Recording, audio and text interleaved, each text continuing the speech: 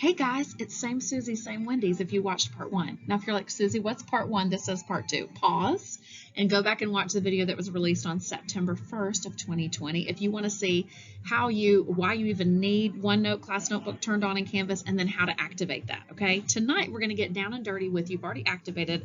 How in the heck does OneNote Class Notebook even work? So stay tuned on that.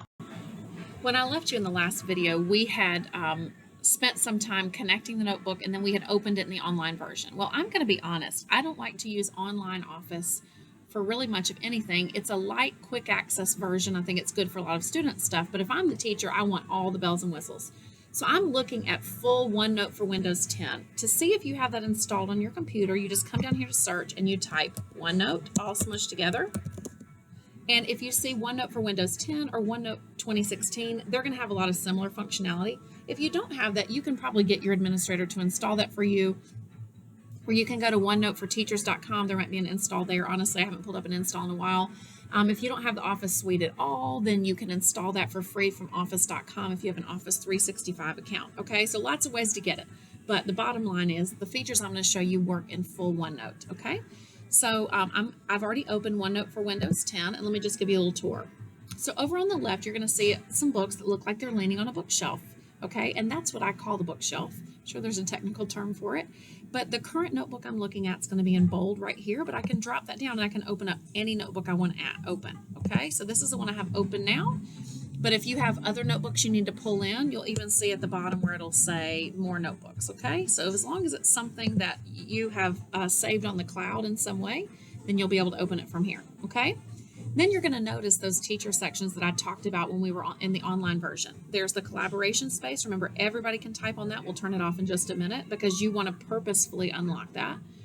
The content library, which is look, don't touch, and it's a place that teachers may choose to prep things if they don't care that the kids see them and can refer back to them later. Or there's the teacher only section, which is a place where several of my teachers lately have been saying they prefer to store things so that kids don't even see them if they're wanting to, prepare things ahead of time to send out for their kids and they're not quite ready for prime time. Okay, so let's take a tour through each of those spots. The collaboration space, when I tap on that, again, is what it tells you right here what it does. Everybody can, or it tells you if I would click on the right thing using the collaboration space, okay?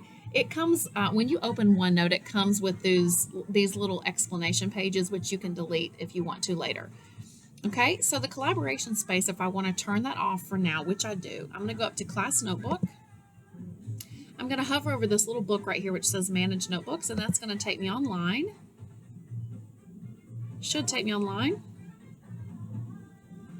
and it'll take me into this notebook where I could turn things on and off if I wanted. You'll see that my collaboration space is already locked, but you could turn yours on or off. This is also a place where you could add sections. There are a few ways to do that, okay?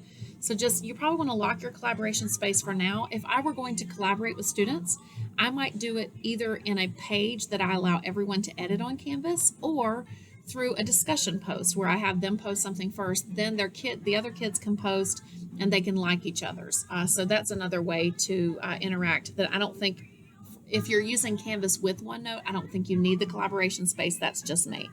Okay, so I'm going to go back into it. The content library is another place, again, it's look, don't touch, where you could store documents if you wanted to. I'm going to just go with what most of my teachers that I work with have been sharing with me lately is that they would rather store things in a place that kids can't even see them until they're ready to use them, okay? So I first of all want to make my section, or if you're thinking of a physical notebook, I want to make my divider. So I'm going to tap on Teacher Only section, and then this lights up down here, this purple Add Section. So I'm going to go to Add Section, and I'm going to call this section, it could be something that mirrors what your kids have in their notebooks. So remember I did To Kill a Mockingbird. I'm just going to call it TKAM here. And I could add more sections. You can get as hyper-focused as you want to in your notebook. You don't necessarily have to send those same sections out to kids. So it could be, again, this is associated with a particular Canvas course. So it's probably not going to be like every subject I teach unless you're a homeroom teacher of littles. You could do that. But I'm thinking of English, and so I'm going to put in all the novels I taught. So Nothing But the Truth, NBT. I could keep going. I could put in Speak, okay? Blah, blah, blah. You can make your sections whatever you want. And, my friends, you can recolor them. You can change the section colors if you want to be something besides gray. That makes your heart happy. And, wait for it, You know, I've shown emojis in my cute canvas video, which is another one that a lot of people have enjoyed. I can also rename the section and I can add an emoji. And remember, I'm working in Wendy's, so if you hear any noises in the background, sorry. They're dropping fries or something, okay? So Windows period will allow me to bring up my emoji keyboard, and I could look up the word talk. Oh, sure, a parrot, that goes with that, okay? And I could actually name sections that way. I'll give a shout out to Mike Thoffson, who is one of the product managers for OneNote and Teams now. And he talked about putting emojis on your sections. Totally up to you because it's teacher only anyway. Nobody can even see that, but it makes me happy. Once you have your sections established, then you put pages in those sections. And I want you to notice, every time I created a new section, it assumed, hey, you probably want to put something in here.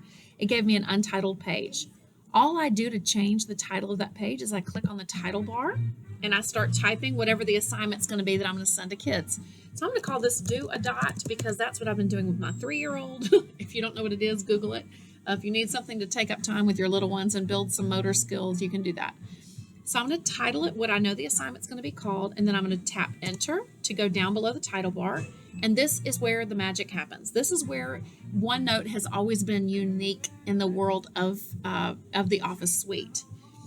I'm going to go to the Insert menu, and you'll notice that in the OneNote for Windows 10 version, printout is right here. If you're using 2016, it'll say Insert File, and then you have to choose Attachment or Printout. But I'm going to do a printout. And I am going to pull up this Do a Dot printable. And it's quite a few pages, which is why I recommended cleaning it up before you bring it in here. And that was in, again, part 1 of the video. Okay. I recommended deleting like this original page.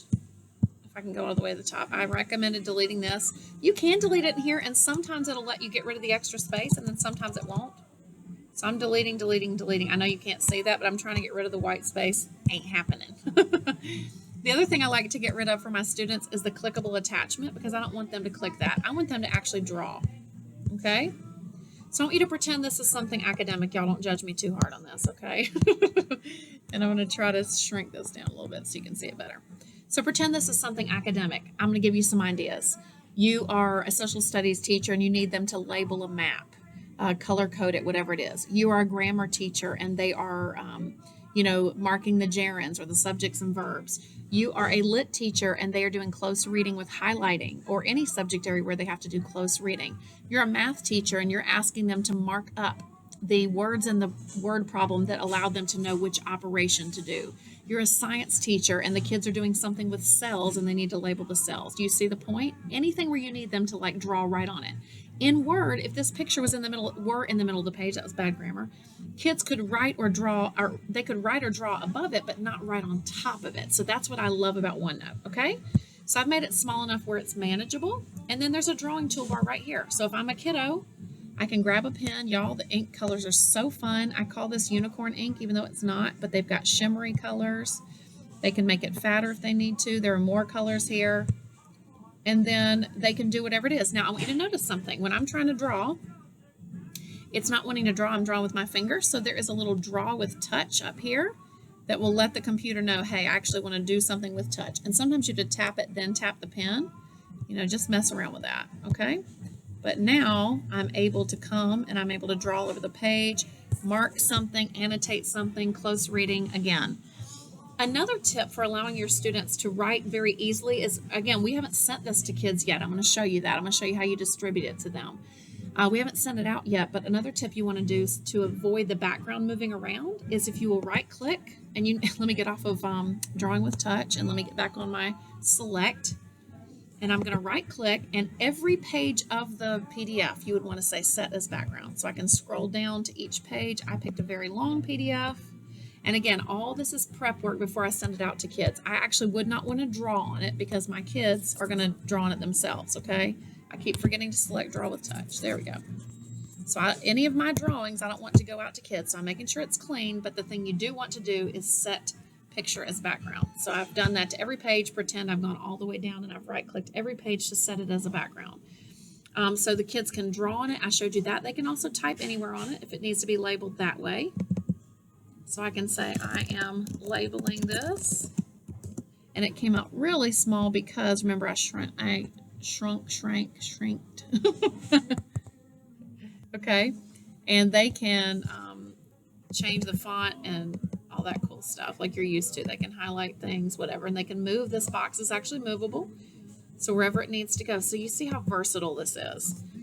Now remember, if you just need them to type, use a cloud assignment. This is just mostly for PDFs, or if your cloud assignments are broken or you want them to be able to draw. Everything they need to type, they can usually do on a cloud assignment, okay?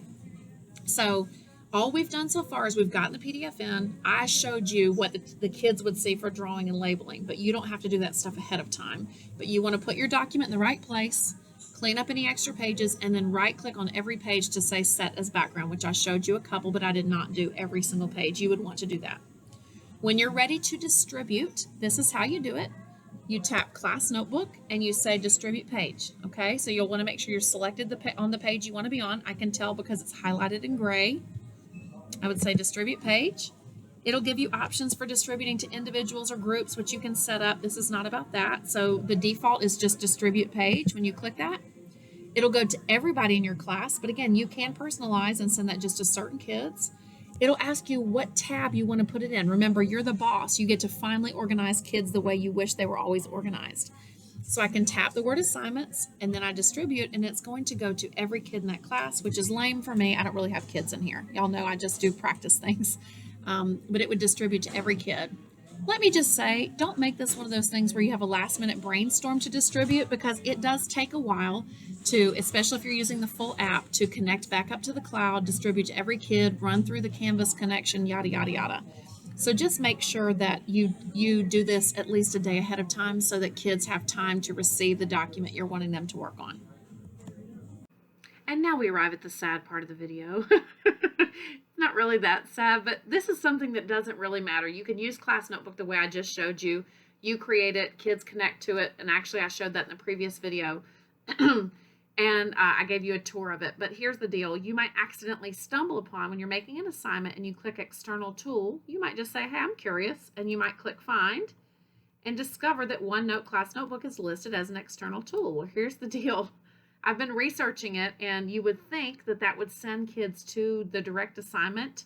I'm reading several things in the Canvas community that say that feature is not supported, it's no longer working, they're getting an error message or whatever. So I wouldn't recommend using this at all, but just in case you run across it by accident, just don't even worry about the Class Notebook here. You just write the assignment, tell the kids, go find this in your Class Notebook, and they just click the button to go there, okay?